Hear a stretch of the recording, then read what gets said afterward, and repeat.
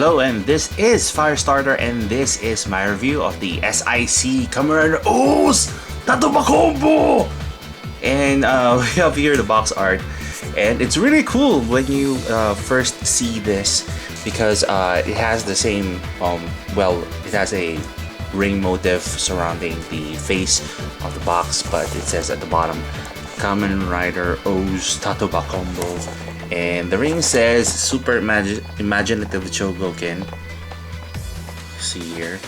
And it says on the other side Kamen Rider OOO.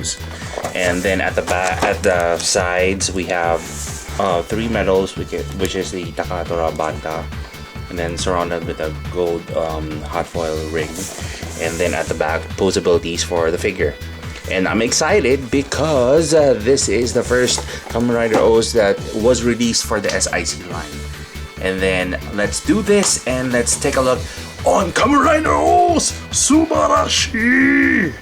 The first part of the accessory section includes 7 hands, 2 claws, and 2 grasshopper legs. For some reason, the guys from SIC ditched the peg system on the hand, and it was replaced with a small ball joint. Just be aware that the ball joint sits on a thin stem, which is really prone to breakage. But at least hand replacement is not as difficult as it seems. The top of the claws have a mechanical feel to it, but once you turn around, the mold underneath has a furry texture to it. Each of the fingers rests on a ball joint, so you can either put them together or spread them apart. The only thing that's off is the thumb. With the claws on, Kamen Rider OOO does really look handsome with big, shiny, metallic new arms, but there is a hitch. The claws are actually too huge and too heavy for his thin elbows. That's why with a slight push, gravity absolutely takes over. The grasshopper legs have swivel points too. The upper leg does have a hinge to move up and down, while the feet have swivel points so you can move it left to right or front and back. To use the bata legs, you have to take out the shin just right underneath the knee pads. It takes a while before you can even take out those default legs in order to place the new ones. But once the legs are attached to Kamen Rider OOO, the figure looks taller, and the best thing of all, the bata legs are really stable and allows Kamen Rider OOO to stand up straight. Moreover, even if the legs are split apart. The most breathtaking accessory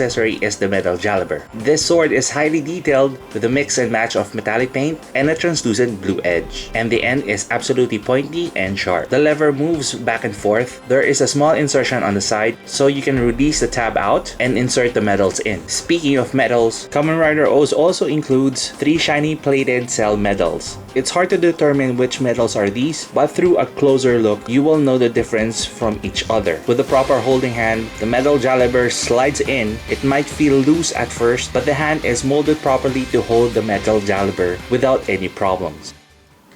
And this is Kamen Rider OOO! And before anything else, I would like to show you this extra hand, or this unique hand that can hold the cell medals or core medals. So it's a nice touch also that they included this on the accessory section. So all we have here is the figure, and the articulation points goes like this. We have a good range, and it has a good tilt too, but it looks weird because the neck becomes looks longer. So I'd rather have him do just that, and then just move the head back and forth. We have soft plastic for the feather accent here, and then we have shoulder pads that moves, so you can even stretch the arms like so. Alright, and then we have swivel points here on the arm, so you can move that too, and also here at the gauntlet. And this is on a hinge and a ball joint, so it does have a good range as well. Other than that, the claws do fold forward. They are on separate hinges, and it goes like this. And then this chest piece over here can be removed, and you can peg back in, no problem at all. It looks weird because this chest piece doesn't come off. As you can see here, it's glued together. It's unlike Kamen Rider Double, which you can change every single part of it to make different changes or combinations. But for Kamen Rider OOO, although you can take out these translucent plastics, it doesn't make sense at all because you cannot remove the whole torso in unless you replace the head and then replace the legs, which seem impossible too because I couldn't find any way, or I don't see any point of entry where you can split the top and the bottom portion of the figure apart so you can do all those combo changes. And then we have a double jointed knee, swiveling foot, can go left to right too, and there's a hinge also on the toe. Other gimmicks would include this medal holder. You can actually insert medals in just like so, and it closes in, and it's stable so it won't flip out and then the medals fall off. So it's secured if you put the medals in, but I won't do that just yet.